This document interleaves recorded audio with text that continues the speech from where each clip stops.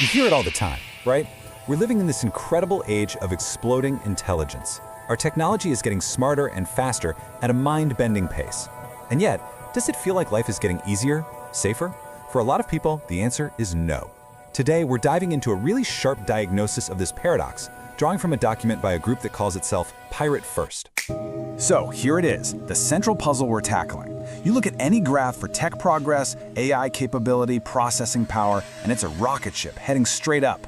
But then you look at the things that really matter, our sense of well-being, our feeling of safety, our actual prosperity, and those lines are kind of flat or even dipping. So why isn't all this incredible new intelligence making life better for more people? That's the question we're digging into. And this right here, this visualizes that disconnect perfectly. On one side, you've got this exponential curve of compounding intelligence just shooting for the moon. And on the other, a flat, chaotic line that represents the actual human experience of security. The source argues this isn't just a lag. It's not like society's just a little slow to catch up. No, this is a sign of a deep structural failure. So what's really going on?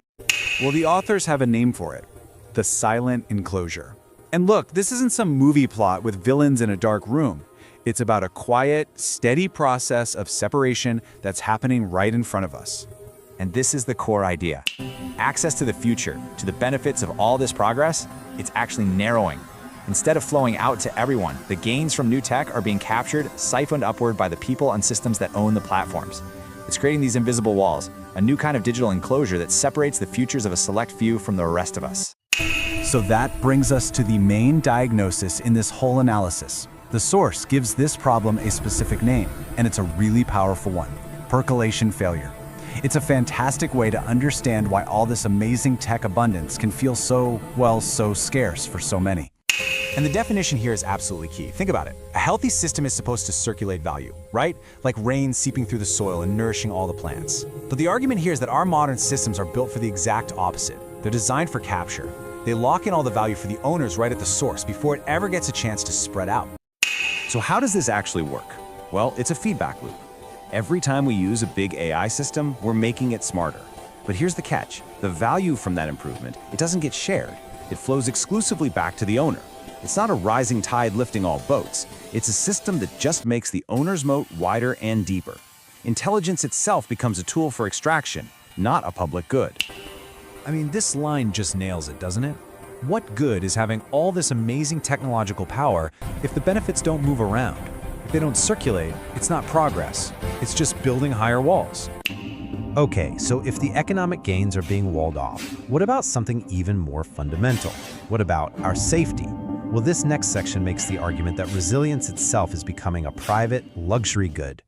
And this slide just lays it out so clearly.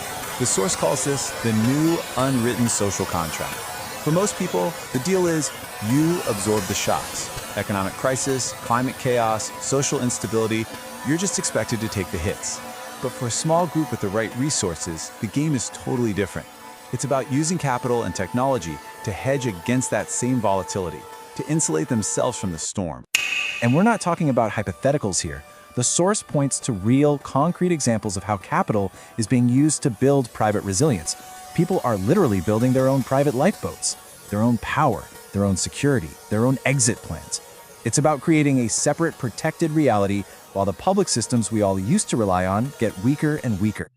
And maybe the most chilling point is this. This isn't some chaotic system failure. It's not just, oops, things broke. It's a calculated, data-driven retreat. The very same intelligence that could be used to strengthen our collective systems is instead being used to optimize escape routes for a few. It's not collapse, it's a managed abandonment. So you have to ask yourself, how does this happen? How do we as a society just let this become the norm? Well, according to this analysis, it's because we're being told a very simple and very powerful story that this is just normal. This is how progress works. Wow. A moral anesthetic. Think about that phrase for a second. The idea that this is all inevitable isn't a neutral fact. It's a story that numbs us, it makes us feel powerless, and it lets the people making these decisions off the hook. It makes extreme inequality feel like a law of nature instead of the result of a series of choices. And that's the counter-argument, and it's a big one. Technology is not gravity. It doesn't just happen. These systems are designed, funded, and rolled out by people making specific choices. And if they're choices, well, that means different choices can be made. This is the million-dollar question the authors want us to ask. Next time you hear someone say there's no alternative, or that's just the way it is, stop and think, who does that story serve?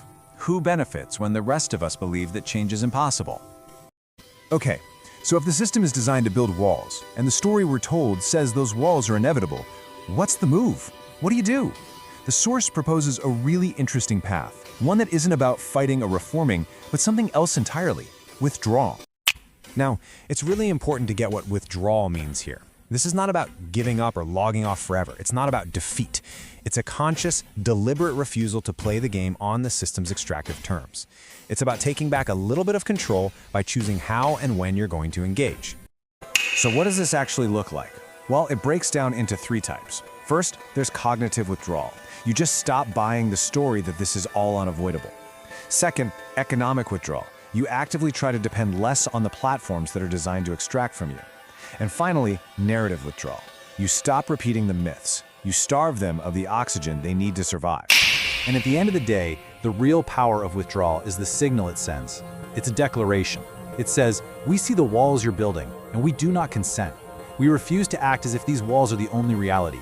See, walls only have power if everyone agrees to live their life around them. Refusing to normalize them is how you show they aren't real. And the analysis leaves us with this final, powerful thought. It's a reminder that this story isn't over. The very fact that we can see the walls, that we can have this conversation right now, means the future hasn't been completely locked down. It's not a done deal. And it leaves us with a huge question. What kind of future could we build if we made circulation, not capture, our guiding principle?